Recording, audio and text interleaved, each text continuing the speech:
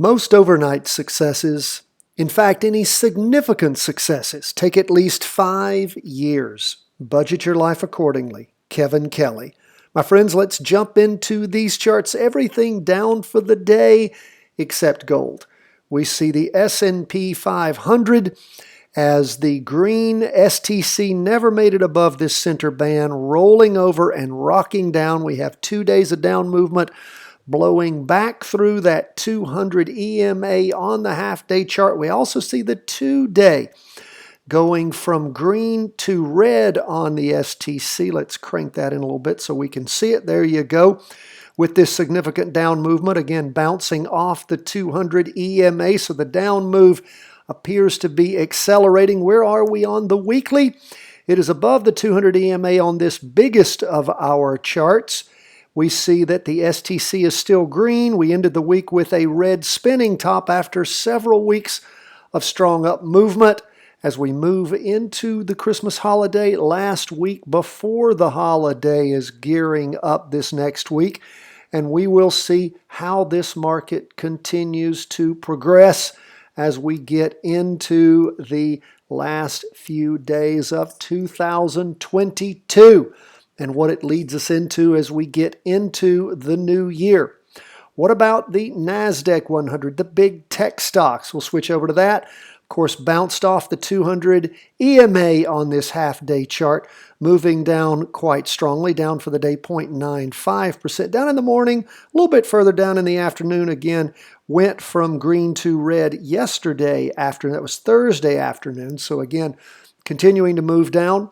We look at the 2-day, and it has not gone to red yet. Now, remember on this, I can cinch this up for you. You can see we're well below the 200 EMA on that 2-day chart. And this latest 2-day candle going from green on the candle to quite a strong red down move. So again, we will keep our eye on things and see where the NASDAQ 100 is going to end up here at the end of the year.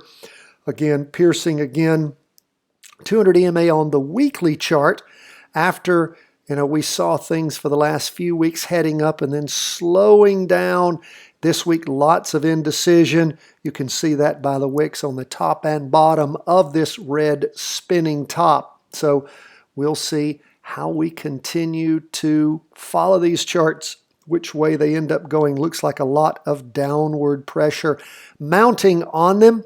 What's up with 20-year government bonds? Down for the day 1.12%.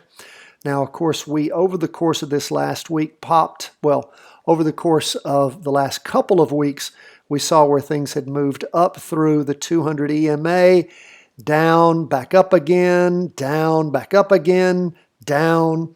So we're just sort of mulling around there. Now, we don't have some things working for us as we look at the as we look at 20-year bonds. We see that we are well below the 200 EMA. I really have to pull the chart down for you to see it. On the 2-day chart, still green. We can see, though, this last 2-day candle, a doji, means a great deal of indecision after pretty much uninterrupted up candles. We look at where we are on the weekly. It likewise well below the 200 EMA on that weekly chart. 1, 2, 3, 4, 5 weeks of up movement, but you can see this one didn't reach the higher high, much smaller candle than the last 3 weeks. So things slowing down there on bonds. What are they going to do? Things going to really roll over strong and start heading down. We need to see this STC reset. That means go to green, move above the 200 EMA, then really crash down hard. But again, we want to see those other charts move over on us to those bigger charts. That will, of course, be important. That is where we are on 20-year bonds. As we look at gold, the only bright spot for the day after that big down day yesterday, at least candle-wise, and of course going from green to red on the STC after things were trying to move back up again. We saw things recover a little bit, didn't affect the STC on that half-day chart. Check out the 2-day, it's still green, but again, big red down candle forming there. and again piercing the 200 EMA, and we look at where we are on the weekly. We still have a green candle, still green on the STC. So we'll see how gold goes. Of course, we moved up through the 200 EMA a few weeks ago on the big chart, just waiting for gold to really get its act together and take off. Not happening yet. Lastly, we'll look at Bitcoin rocketing down today, 3.47% over the last 2 days. Bitcoin pulling back quite a bit. We look at the 2-day chart.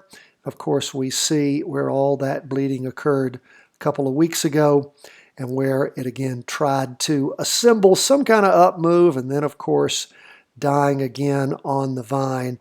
Bitcoin's got to have some market capitulation there before we're going to see anything take off. We look at the weekly, and of course, we can see where we had those 3 weeks of strong down movement, then the red spinning top 2 weeks ago, and over these last 2 weeks, again, trying to move up. You can see on the wick where that effort has yet to be completed. So we'll continue to keep an eye on all these things as we get into the pre-Christmas week, through Christmas, into that last week of the year, and then how we do going into the new year. We'd love to hear from you. If you have questions, problems, concerns, reach out to us, cw@chartingwealth.com. Appreciate our Patreon supporters.